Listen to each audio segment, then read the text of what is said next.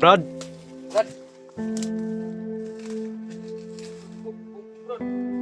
di ka namin sasaktan. Di ka namin sasaktan, Brad. Diyan. Di ka, di, sulod diri. Takot, Brad. Sulod. Huwag kang matakot, huwag kang matakot. Huwag kang matakot. Hindi kami mga masamang tao. Hindi kami mga ano na tao. Hindi ka namin babarilin. Ako sa utos mo, Commander. Hindi ka namin sasaktan. Huwag kang matakot, Brad. Huwag kang matakot. Tutulungan ka namin. Tutulungan ka namin sa problema mo. Narinig kasi namin yung usap-usapan ni Commander sa iyo. Narinig namin. Nakita mo ba yung may pinatay kami doon isa? Kami ang pumatay noon. Kaya sinundan ka namin dahil narinig namin yung usapan ninyo ni Commander na kapag hindi ka susunod sa kanya, yung anak mo, nasa kanya ba yung anak mo?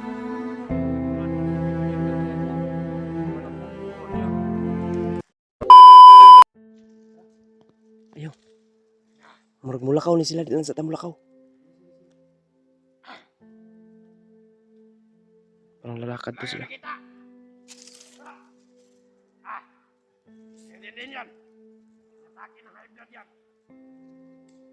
Inatake na rin ng high blood yung tinira ko doon, mga tol.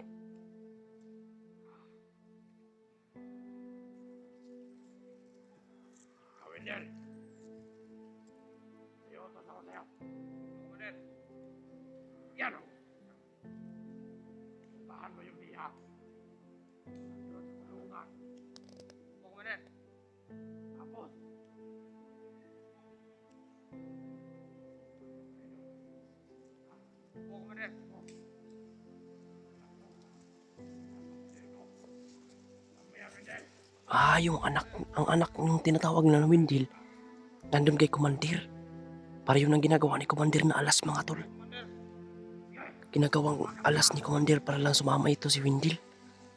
Ang tinatawag nilang Windil.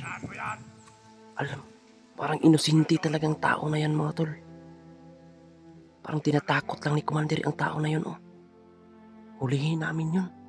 Sundan namin yun, mga tol. Hulihin namin.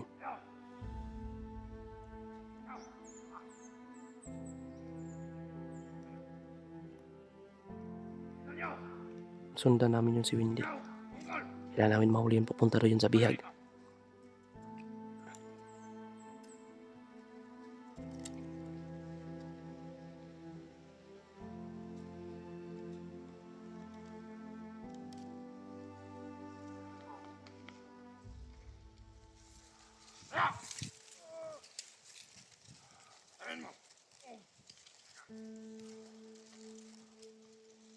Binugbog mo to.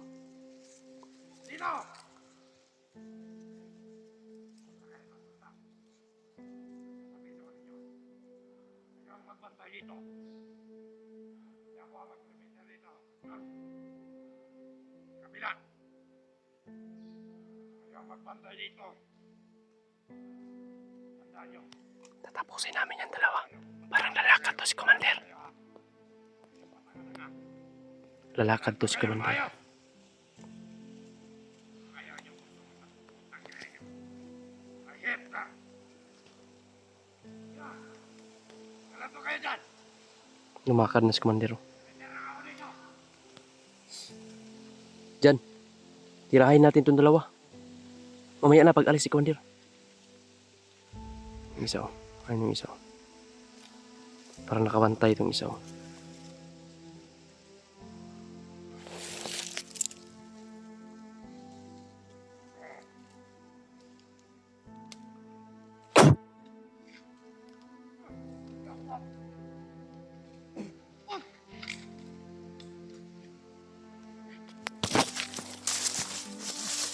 Sundan natin ito. Yung tinatawag ng Windil. Sundan natin. Alam ko sila kung sila pinagawa yan.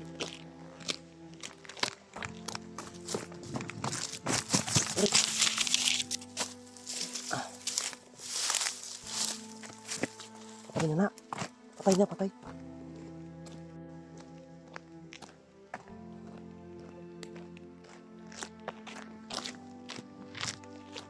Sundan na. Tunod. Pumasok dyan. Sundan natin. Inosente yung tao na yun, tay.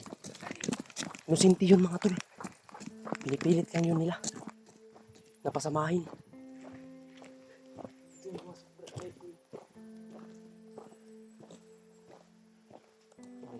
tayong Hindi po hanapin. yun nakalayo, bay. Papunta daw yun sa bihag. Sa bihag daw yun papunta. Ayun, ayun. Tumaas ba? Ito yung banda eh. Hindi natin sasaktan. Sabihan mo natin.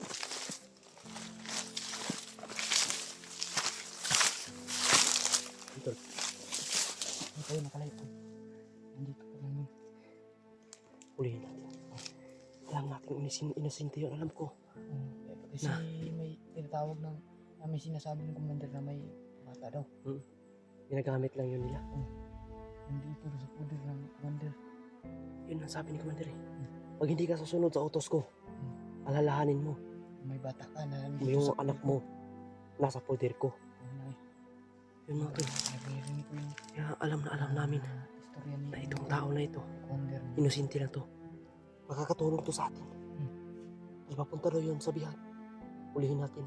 Patutulungan natin siya kung anong problema niya. Baka ito ay malaking maitulong to sa atin.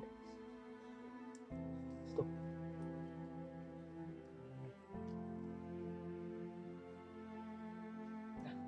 Sundan natin. Ginawal talagang init ah. Sobrang init mga tol. Ito yung tayo.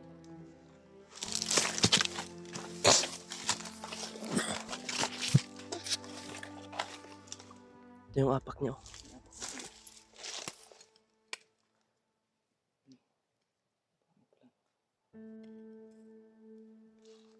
Ito nila ko po rin sa baba. Parang may ano dun. Ano nun siya? Parang nandito dyan. Nandito dyan.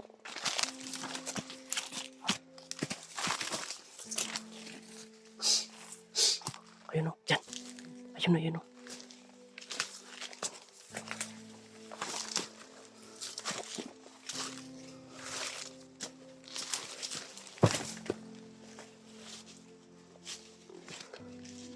Ayun o.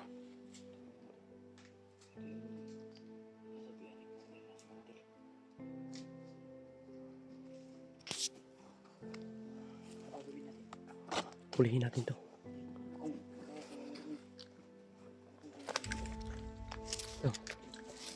Okay na.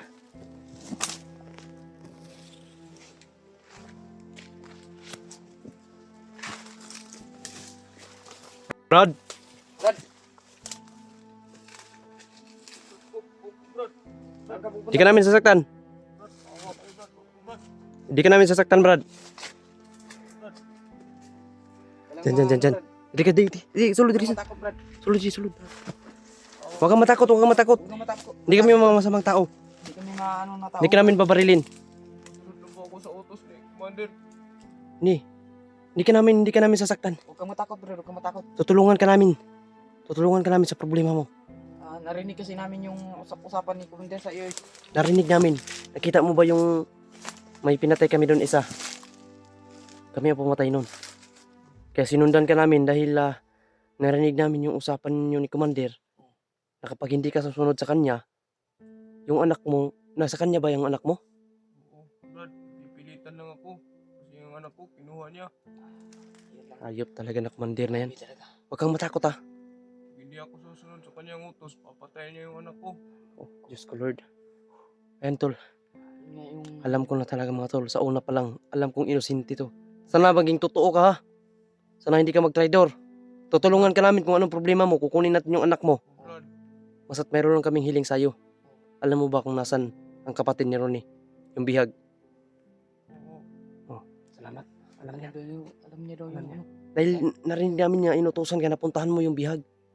Kaya sinundan ka namin. Pag hindi ako susunod sa kanyang utos, papatayin ako, Commander. Huwag kang mag-alala, nandito kami. Oo, Brad. Tutulungan ka namin. Basta't makikitulungan ka lang din sa amin. Sana maging totoo ka. Maraming tutulong sa'yo, Brad. Hindi lang kami. Maraming tutulong sa'yo. May asawa ka ba? Ayaw, Brad. Malayo ang asawa mo. So, huwag ka lang matakot ha. Huwag kang matakot. Hindi ka namin sasaktan. Kaya ako pumasok dito kasi kinuha niya yung anak ko. Kaya pumasok ka. Pumasok ako, pag hindi daw ako papasok, papatayin yung anak ko kasi nagpipilitan na akong pumasok. Yun lang. Ginawa niyang alas yung anak niya ba para sumama to. Naintindihan namin yan, naintindihan namin. Kasi mahal-mahal ko yung anak ko. Kaya pumasok lang ako. Ano yung bata mo, Brad? Bae or laki yun? Lalaki. Laki daw ba eh. Yung asawa mo, nandun sa malayo. Wala yung asawa ko. Gusto mong umuwi sa asawa mo. Kapag makuha mo na yung anak mo. Oo. Tutulungan ka namin, Brad. Para Lalaki o babae? Yung anak mo na Ano? hawak ni Commander. Oo. Yung nasa asawa mo, lalaki. Oo. Ilan ba ang anak mo? Dalawa. Dalawa. Pero yung nandito kay Commander, yun ang babae. Yun ang babae, yung kinuha niya, babae. Babae pag yun. Tago ka, Triko. Tago lang. Diyan. Wala. Bigi. Nagsamok pa da.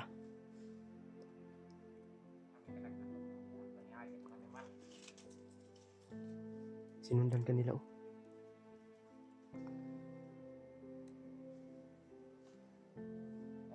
Kasi na.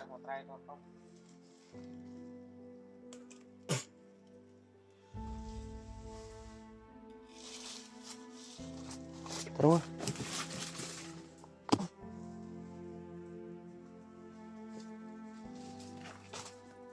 Huwag kang mag-alala. Tutulungan ka namin. Balik ka lang sa pista mo.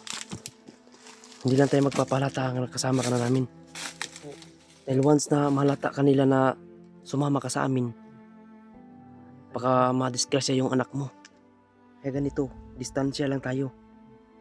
Kumbaga, hindi Po, ka... May ano lang kami sa'yo. Nasaan bang anak mo? Nasa kampo? Oo.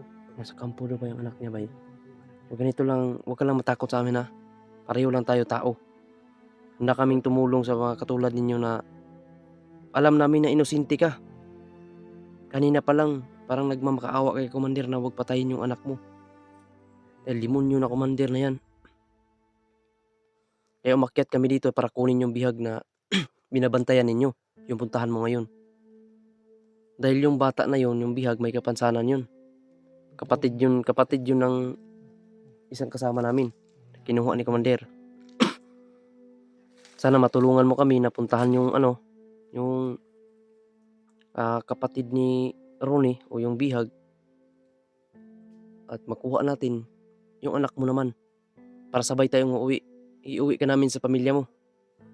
Oo, Brad. Huwag ka lang matakot.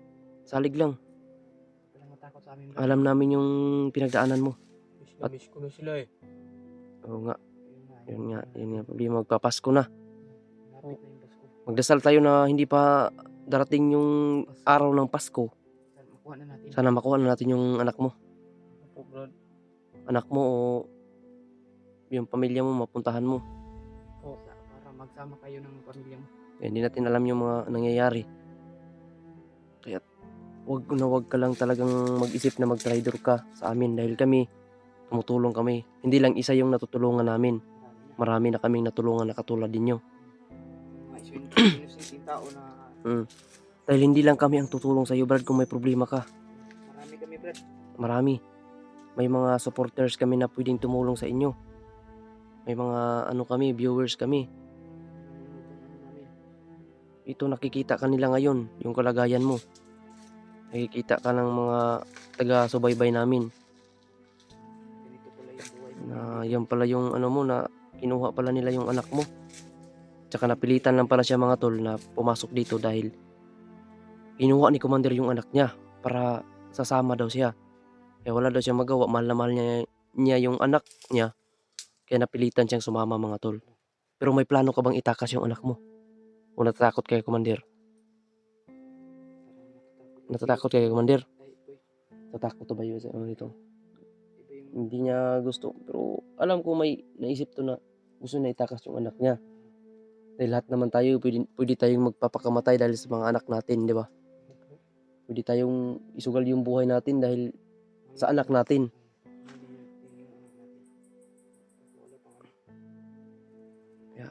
Brad, puntahan lang natin yung ano ha. Puntahan natin yung kapatid ni Ronnie, yung bihag ninyo. Alam, kinulong nila. Opo, Brad. Kinulong daw nila, Brad. boy. Diyan, kinulong daw nila yung kapatid eh. May kapansanan yun. Sobrang kawawa ng bata na yun. May kapansanan. Hindi ba nila binugbog? Hindi. Hindi kasi nila binugbog kasi may kondisyon kasi sila na kapalit nitong dala naming rosaryong kahoy. Kapalit sa anak ni sa yung kapatid ni Ronnie. Yung bata na bihag ninyo, yung may kapansanan. Hindi na siya yung tatagal yung video natin dito, Koy. So yun tol, naabutan po namin dito. Ano nga palang pangalan mo? Windel, yung narinig namin dun. Totoo bang pangalan nyo, Windel? Hindi. Windel. Ayun. Buti at naabutan ka namin at buti nasa kamay ka namin na punta. Buti alam mo yung buhay dito sa bundok, wider lang. Pag hindi ka namin makilala, maka-enkwentro tayo, mapaslang ka namin, hindi namin alam yung mga pinagdaanan mo. Buti at narinig namin yung usapan nila tungkol sa'yo. Wala ka ngayon eh. Tutuluyan nyo na ako eh. Kaya ako natakot. Hindi kami ganyan. Dahil narinig na namin. Alam na namin. Narinig na namin dun eh. Na nagmamakaawa ka. Na huwag patayin yung anak mo. Kasi kadalasan yan yung mga natulungan namin eh. Mga napipilitan lang. So tol, pangalan niya pala mga tol, Windil. Malayo daw yung pamilya niya. At yung anak niya kinuha ni Commander. Babae pa daw mga tol. Bata pa. Yeah. So mga tol, hindi ako nagdadalawa, parang mambot yung puso ko ba. Buti at hindi namin siya na agad na baril. Kausap namin siya ng matino. Mabuti namang tao mga tol, pero hindi tayo. Pero ako lubos yung pananiwala ko sa kanya mga tol dahil hindi nila alam kanina na yun. Nandun kami at nag-usapan sila. May nag-usap sila tungkol dito kay Windil. So tol, lalakad tayo.